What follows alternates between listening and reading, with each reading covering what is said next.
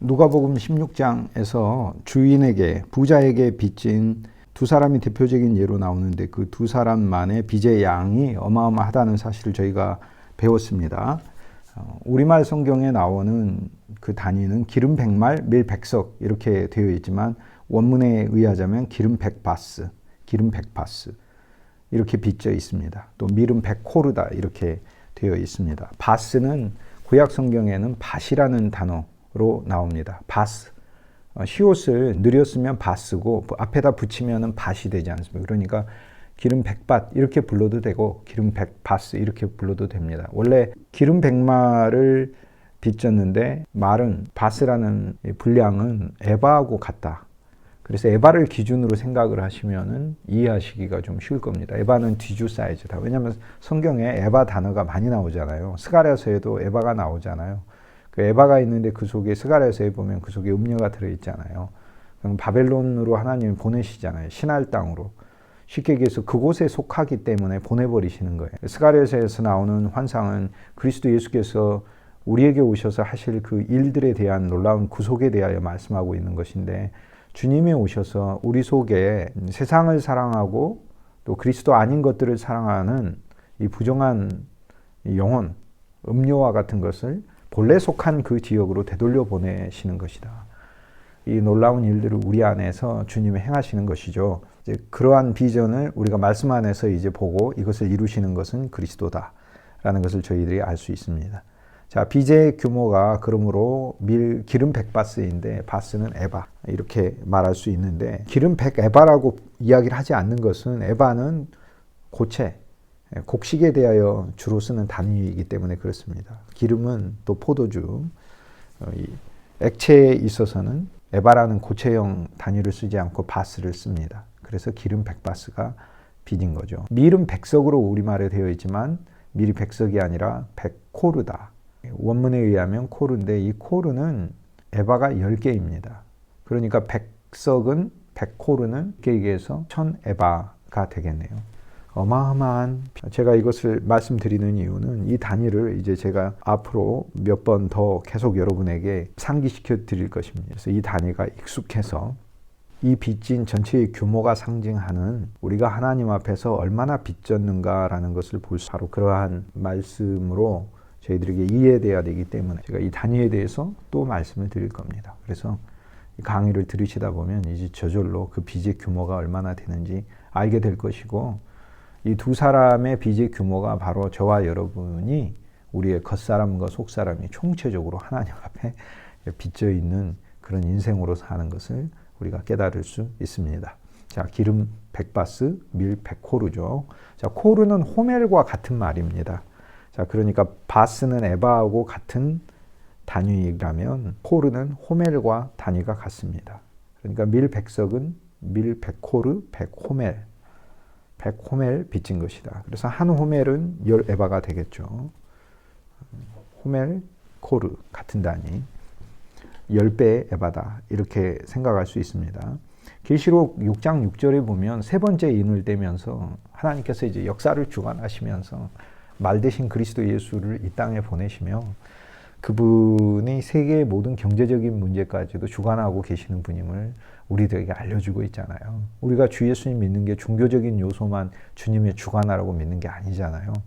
사실 우리의 모든 경제적인 문제도 우리가 넘어지는 환경이든 다시 서는 환경이든 풍성한 그러한 상황이든 아니면 사도 바울의 고백처럼 빈천에 처하든 그러한 위치에 있든 상관없이 하나님께서 모든 경제적인 요소들조차도 주관하시어서 말을 보내서 주님의 지휘권이 온 세상에 흘러가고 있다. 또 많은 사람들 사이에서 운행하고 있다라는 것을 가르쳐주는 말씀 아닙니까? 그런데 셋째 검은 말이 나오는 것은 그것은 그리스도 없는 처참한, 쉽게 얘기해서 인생이 이제 종말을 맞아야 하는 그러한 환경 속에 처해 있는 하나님의 양식, 풍성한 양식을 구하지 못하는 그러한 상황에 검은 말이 나오면서 뭐라고 얘기합니까?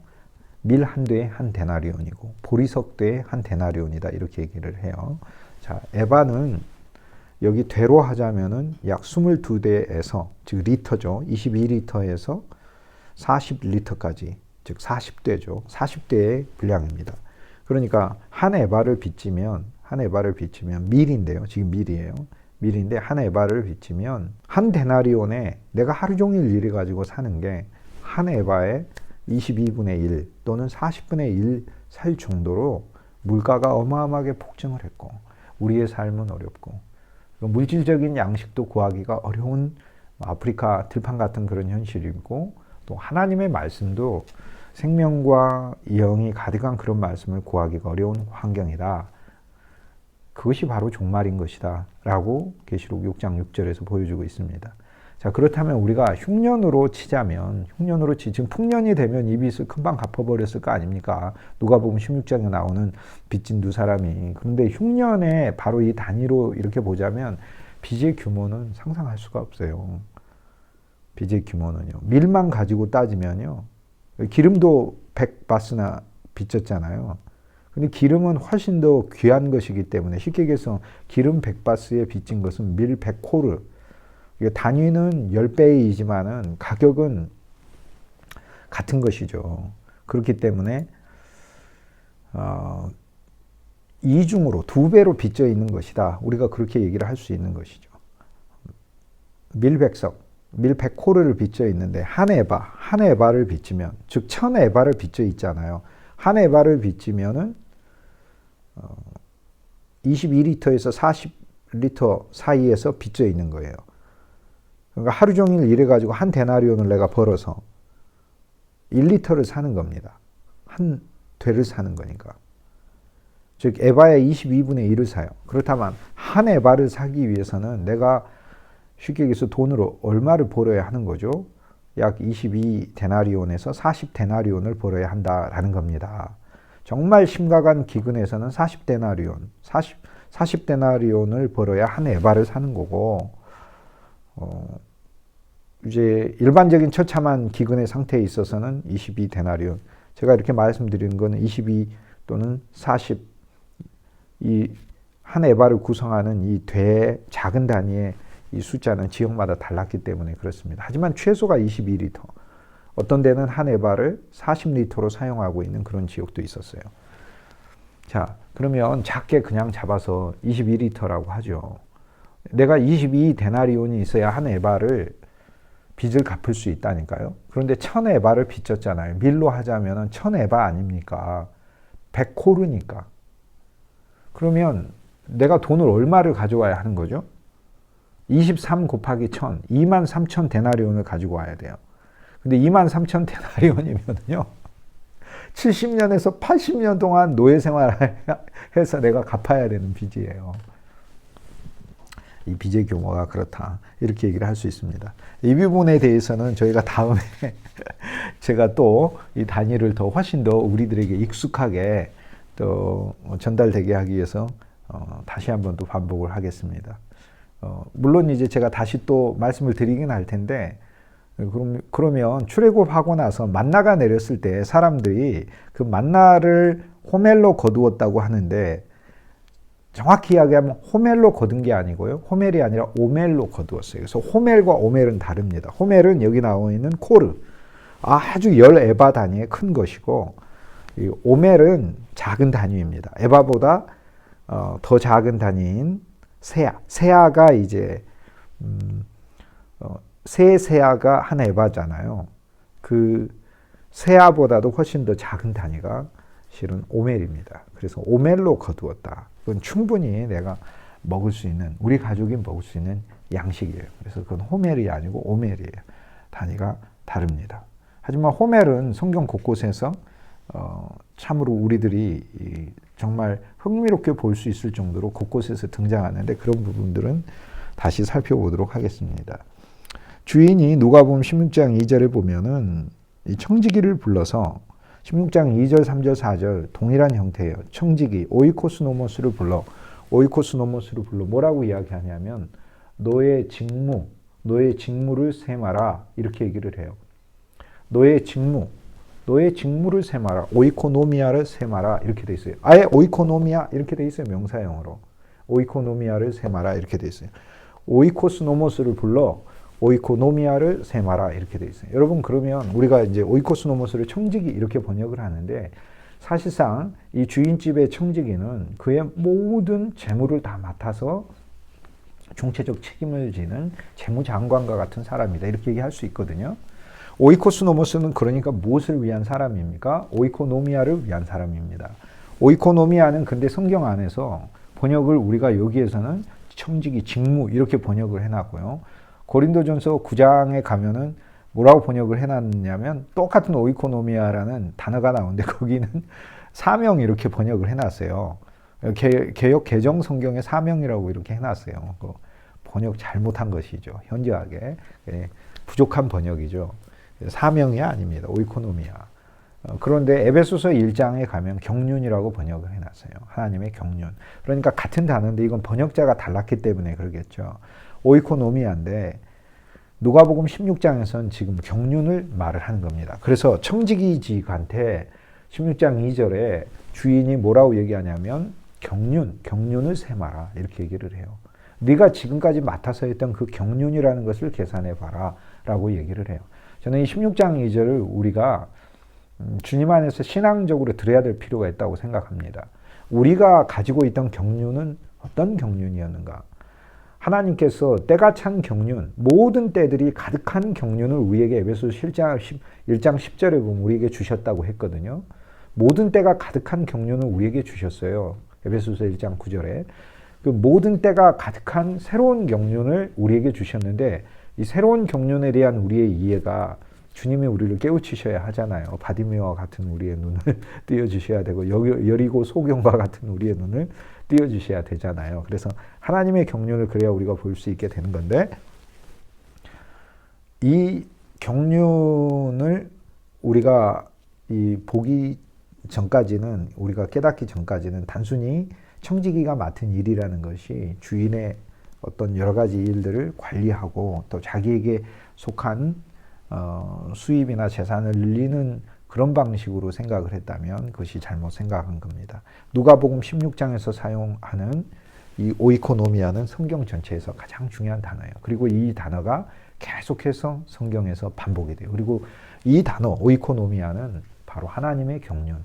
하나님께서 우리들을 구원하시는 하나님만의 우리들을 사시는 우리가 구원을 샀다고 하지 않습니까? 너희는 예수의 피로 샀다 이렇게 되어 있는데 즉 하나님이 사시고 그리고 그의 아들을 파시고 그리고 다시 우리를 되사시고 그리고 우리를 은전으로 또 사용하여 우리를 통해서 하나님이 또 받으시고 그래서 성경 안에 나오는 그 하나님의 놀라운 우주적인 구원을 위한 생명을 위한 영원한 하나님 안에서의 안식과 복락을 위한 경제 활동, 하나님의 영적 경제 활동, 오이코노미아가 이코노미가 되니까 이것을 바로 경륜이라고 부른다.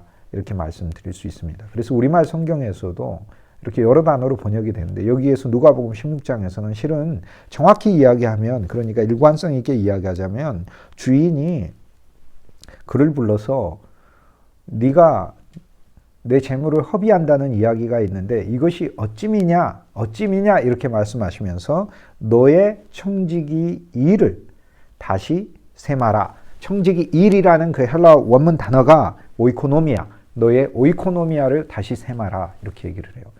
여러분 이 얘기는 무슨 뜻이냐면 우리가 주님을 믿으면서 우리의 오이코노미아를 다시 생각해야 된다는 거예요.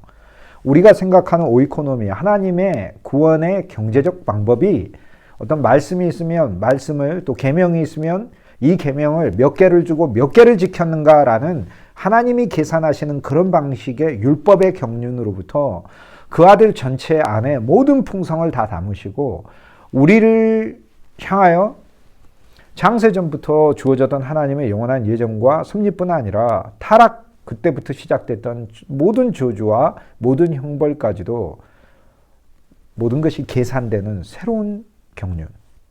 그리고 우리를 얻으시고 그뿐만이 아니라 말할 수 없는 하나님의 은혜와 풍성과 하나님의 속성과 본질을 우리에게 부어 넣으셔서 우리를 그리스도의 충만으로 만드시려고 하시는 그 놀라운 하나님의 계획을 경륜이라고 부른다 그겁니다. 그래서 누가복음 16장 2절에 경륜을 다시 세마라 라는 이 말씀을 저는 진짜 좋아해요.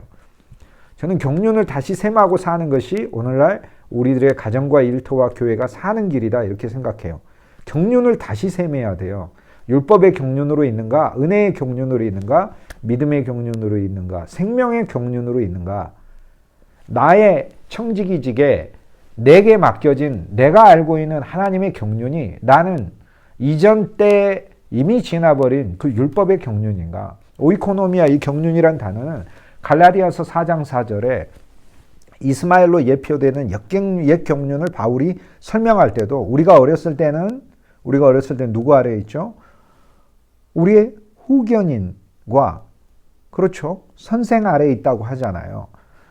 초등교사 아래에 있고 그 다음 후견인, 오이코스 노모스, 청지기 아래에 있다라고 이야기를 해요. 그러니까 율법의 경륜, 이스마엘로 얘기되는 율법의 경륜이라는 것, 그것이 내 안에서 한 번 더 계산돼야 된다. 하나님 그렇게 얘기를 하고 계시는 것이죠. 16장 2절 말씀은 너무나 감사한 말씀이에요. 이 말이 어찌미냐라는 이 이야기를 통해 구약에 있는 많은 인물들이 하나님의 은혜와 사랑을 발견하고 자기의 위치와 신분을, 이 얘기를 아브라함이 애굽의 바로 왕에게 듣고 다시 자신의 하나님 안에서의 믿음의 위치를 발견하고 그 아들 이삭도 이 말이 어찌미냐라는 것을 아비멜렉으로부터 듣고 하나님이 주신 약속을 신뢰하고 그 약속의 조상이 되어야 되는 하나님이 그에게 주신 사명을 새롭게 깨닫는 일들이 생겨나게 되는 것이죠. 하나님의 경륜이 새롭게 우리에게 주어지는 거죠. 자, 그래서 경륜이라는 것은 청지기가 하는 일이다. 청지기가 하는 일이 경륜이다.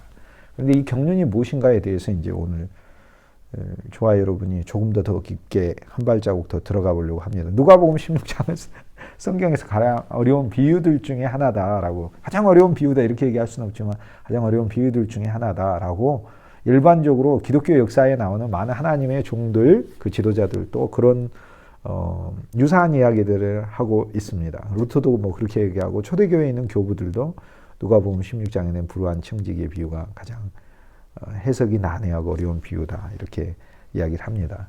그런데 이 누가복음 16장에 대한 거를 적어도 저와 여러분이 수차례 구체적으로 디테일하게 들어가서 이제는 그 전체의 모든 맥락과 이 말씀들 안에 들어있는 영과 생명이 우리들 안에 이렇게 그리스도의 은혜와 풍성한 긍휼로 이 교환될 수 있도록, 화폐는 교환되는 거 아닙니까? 그러니까 이렇게 교환될 수 있도록 양방향 교환이 돼야 되죠. 예를 들어 내가 돈이 있어서 먹을 양식을 사는 그 교환이 있는 거죠. 돈과 양식의 교환이고, 또 내가 양식을 생산하는 자라면 양식과 돈을 교환하는 거죠. 즉 양식을 팔아서 돈을 얻는 것이죠. 이 양식을 사는 것은 나를 위한 것이고, 돈을 내가 바꾸는 것은 내가 그것으로 하나님의 일을 하기 위한 것이죠. 즉 청지기이신 그리스도를 만나 내가 이 대상이 되는 것이 한 면이고, 또 내가 청지기가 되어 그리스도의 청지기가 되어 그리스도 안에 충만한 것을 사람들에게 주는 그러한 과정으로 쓰임받는 것이다. 이렇게 이야기할 수 있습니다. 우리말에 있어서만 오이코노미아가 이렇게 여러 단어로 번역된 게 아니고, 사실 영어 버전도 오이코노미아를 다양하게 번역을 했어요. 가장 파퓰러한 게 administration이라는 단어를 가장 많이 썼습니다. administration.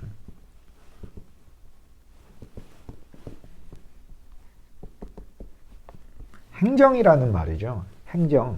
또 dispensation이라는 단어도 씁니다. dispensation은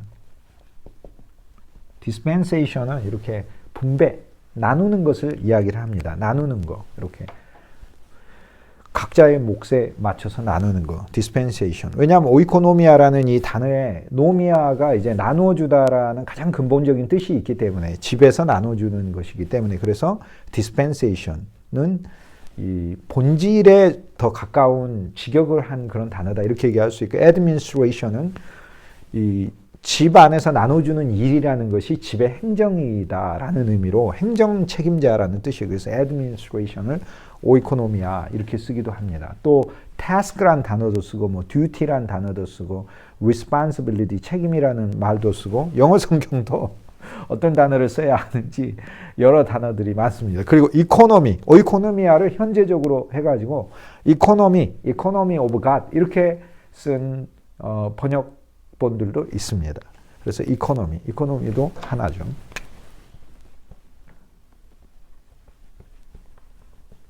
다양하게 영어 성경들조차도 여기를 쓰고 있다라는 겁니다. 자, 16장 2절에 주인이 오이코스 노모스를 불러 뭐라고 얘기해요? 너의 오이코노미아를 계산해라 라고 이야기를 해요. 그리고 네가 앞으로 이 오이코노미아를 하지 못하리라 라고 얘기를 해요.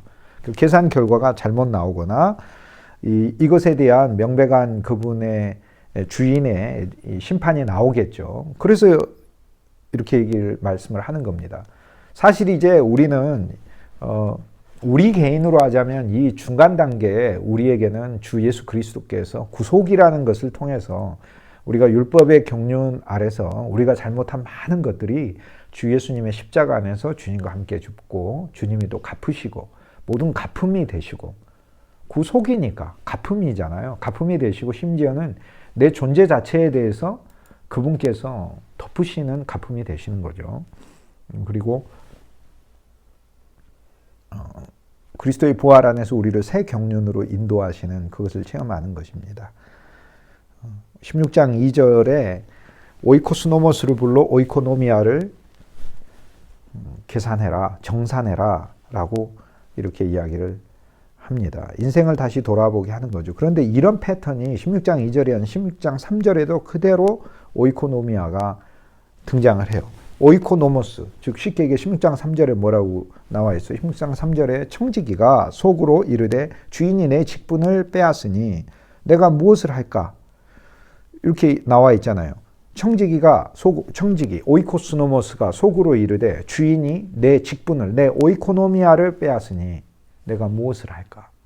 내가 무엇을 해야 되지? 이렇게 되어 있습니다. 16장 4절에도 역시 마찬가지로 그대로 되어 있습니다. 내가 할 일을 알았도다. 오이코스노모스, 청지기가 할 일을 알았도다. 이렇게 하면 내 직분을 빼앗긴 후에, 오이코노미아를 빼앗긴 이후에, 지금 계속해서 오이코노미아. 지금 계속 그 얘기를 하고 있는 거예요. 여러분이 오이코노미아가 바로 청지기가 기본적으로 해야 할 일이다 그겁니다.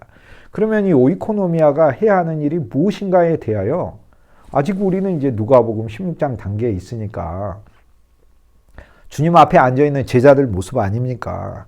그리스도가 가지신 그 놀라운 우주적인 오이코노미아에 대해서 이제 조금씩 아주 극히 조금이죠. 십자가도 아직 못 봤는데 누가복음 16장이면 부활도 아직 오지도 않았는데 하나님의 가득한 영이 우리에게 충만히 임하면서 그 오이코노미아의 풍성이 하나님의 공급, 하나님의 행정 그리고 하나님의 경제의 모든 풍성이 사도행전 2장에서 우리에게 체험되는데 아직 거기까지 가려면 누가복음 지나서 사도행전이 돼야 되는 거죠. 제자들의 입장에선. 그런데 이것을 그리스도 안에서 어쨌든 다 체험하고 나중에 하나님의 말씀이 바울과 요한과 베드로가 이 오이코노미아가 무엇인지 우리에게 설명을 합니다. 그래서 실은 나와 있습니다. 오이코노미아가 무엇인지. 자, 누가복음 16장에서 오이코스노모스는 오이코노미아를 하는 사람이다. 16장 2절, 16장 3절, 16장 4절 오이코스노모스를 불러 오이코노미아를, 오이코스노모스를 불러 오이코노미아를, 오이코스노모스를 불러 오이코노미아를. 주인이 말을 했고 오이코스노모스가 스스로 자기 오이코노미아를 내가 빼앗기면 어떡하나. 이렇게 하면 내가 오이코노미아를 빼앗긴 이후에 나에게 새로운 기회가 있을 것이다. 지금 계속해서 이 청지기의 기본적인 이 원문에 의하자면 이 원문이 즉 주 예수 그리스도께서 주신 말씀이잖아요. 이것이 우리에게 주는 기본적인 의도는 청지기가 뭐를 생각해야 되나요? 오이코노미아. 이거를 생각해야 하는 것이죠. 16장 3절에 주인이 내 직분을 빼앗으니 내가 무엇을 할까? 땅을 파자니 힘이 없고 육신도 연약하죠. 빌어먹자니 부끄럽다. 육체도 약하고 심리도 약한 거예요. 사실 근데 이것을 깨닫는 것은 좋은 것입니다. 왜냐하면 하나님은요, 저와 여러분을 진짜 청지기로 쓰고 싶어 하셔요. 그래서 누가 청지기가 되겠느냐라고 주님이 우리에게 누가복음 12장에 말씀하셨잖아요. 지금 계속 청지기가 하는 일에 대해서 주님이 누가복음 12장에서 이미 말씀하셨는데 베드로가 손 들고 질문했잖아요. 주님, 듣고 보니 좋은 말씀 하시는데 그거 우리한테 하는 얘기입니까? 딴 사람한테 하는 얘기가 아니면 전부 다한테 하는 얘기. 누구한테 하는 말씀이 이렇게 물어보죠. 그때 주님은 너한테 하는 얘기다. 다른 사람한테 하는 얘기다. 이렇게 말씀하신 게 아니고 누가 청지기가 되겠느냐 이렇게 말씀하시는 거거든요. 그런데 여러분 아니에요. 나는 청지기 안 할 거야. 이렇게 이야기를 한다 하더라도 소용이 없어요. 왜 소용이 없냐면 하나님이 창세 전에 선택하셨어요. 이 오이코노미아는 하나님의 구원의 경륜인데 창세전에 예정하신 경륜이거든요. 그러면 그 하나님의 구원의 거대한 경제 활동에 하나님이 왜 이 경제 활동을 위한 하나님의 거대한 경제 회사에 쓸 사원을 미리 뽑지 않으셨겠어요. 창세전에 뽑아놨지. 오늘 이 얘기를 오이코노미아를 듣는 분 여러분 자체가 오이코스노머스 청지기이고 즉 오이코노미아 하나님의 원대하고 위대한 경륜, 그분의 경륜을 위해서 쓰임 받는 존재이기 때문에 지금 이 강의를 여러분이 듣고 있는 것이지. 그거 아니면 뭐하러 이 강의를 여러분이 듣겠습니까? 여러분은 정말 여러분의 운명을 알아야 돼요. 여기 16장 3절에 청지기가 깨달은 바를 깨달아야 돼요. 첫째 깨달음은 나 자신 안에서 깨달은 거예요. 나는 이 직분을 빼앗기면 할 수 있는 게 없다는 것을 느끼는 게 진짜 감사한 거예요. 저는요, 내가 여러분에게 그리스도라는 것을 공급하고 전하는, 물론 교수니까 강의니까 여러분에게 지식도 많이 전하고 그래야 되겠죠. 하지만 많은 지식이 있는 것도 아니고, 인격이 훌륭한 사람도 아니고, 그리스도를 어찌되었든 내가 매일 풍성히 구원의 그리스도, 생명의 그리스도를 그분이 내 안에서 역사하고 내가 또 누려서 이것이 내 안에 은전으로도 있고 양식으로도 있고 기름으로도 있어서 내가 다른 사람들에게 공급할 수 있는 주님이 내게 주신 내 직이든 학위든 재물이든 내 능력이든 은사든 그것이 뛰어나고 자꾸 이런 차원을 뛰어넘어 그렇게 청지기로 조금이라도 쓰임받는 것이 너무 감사해요. 나는 솔직히 이 청지기 직분이 아니면 할 게 없어요. 힘이 없어요. 여러분은 물론 제가 이렇게 보면 주위에 재능이 많으신 분들이 정말 많아요. 정말 재능이 있는 분들이 있고 청지기 직분이 아니어도 할 게 많은 분들이 있는 분들 같은 경우를 제가 가끔 발견해요. 근데 감사한 건 나는 이 청지기 직분이 아니면 할 힘이 없어요. 뭘 할까? 땅을 파자니 힘이 없어요. 내 육신의 힘으로도 하나님의 말씀과 계명을 지킬 힘이 없고 창세전에 하나님이 나를 하나님의 일을 향해서 예비하지 않으셨다면 너무 불쌍한 거죠. 인생이. 그래서 너무 감사해요. 그래서 청지기 직분을 빼앗기면 할 일이 없어요. 나는. 할 일이 없어요. 솔직히 이 청지기의 한 면에서 현저히 모자라요. 내 스스로의 어떤 능력과 나의 어떤 그 생각들은. 그런데 없어요. 할 수 있는 게 없어요. 많은 능력과 재주를 하나님의 청지기직이 아니라 하더라도 가지신 분이 있어요.